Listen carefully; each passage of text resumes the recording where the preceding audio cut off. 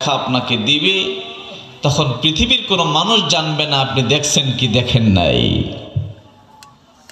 বাবা, যখন মানুষ অনেক সম্পদ কোনো মাধ্যমে অর্জন করে, আয় করে, সেইটাকে গোপনে ঘরের ভিতর এমনভাবে লুকায় রাখে মানুষ যেন টের না পায়,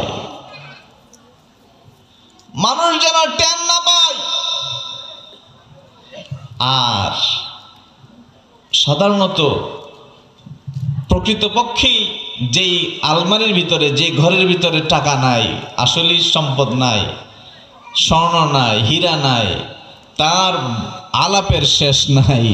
কথা কোন ঠিক কিনা? বংশঙের শেষ নাই।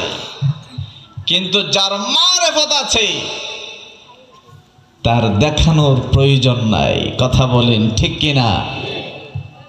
দুইটা সম্পূর্ণ আলাদা,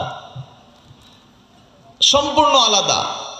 আল্লাহর মারেফত যার ভিতরে যত বেশি, তার দেখানোর আগ্রহ, ইচ্ছা তত কম। যার মারেফত যত কম, তার দেখানোর ইচ্ছা, আগ্রহ, ভঙ্গিমা তত বেশি,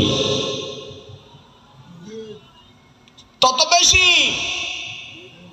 আপনি আল্লাহর ওলিদের জীবনী দেখেন, আল্লাহর ওলিদের জীবনী ঘাটেন, দেখেন আল্লাহর ওলিরা সারা জীবনেও, সারা তাদের পুরো জিন্দেগিতেও তাদের রিয়া খুঁজে পাওয়া যায় না, লোক দেখানো বিষয় দেখা যায় না। বাবারা, ভাইরা, এই জন্য আমার নবীজির মহব্বত আপনার ভিতরে আছে, কিন্তু নবীজির সাথে জিয়ারত একবারও হয় নাই, তার মানে ওই মহব্বত এখনো কবুল হয় নাই।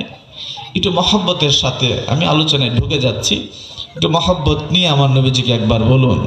জীবনে হবে কি তোমার দিদার ইয়া রাসূলুল্লাহ, সে আশায় রয়েছি আমি গুনাহগার, ইয়া হাবিবাল্লাহ, আল্লাহুম্মা সাল্লি, মাশাআল্লাহ,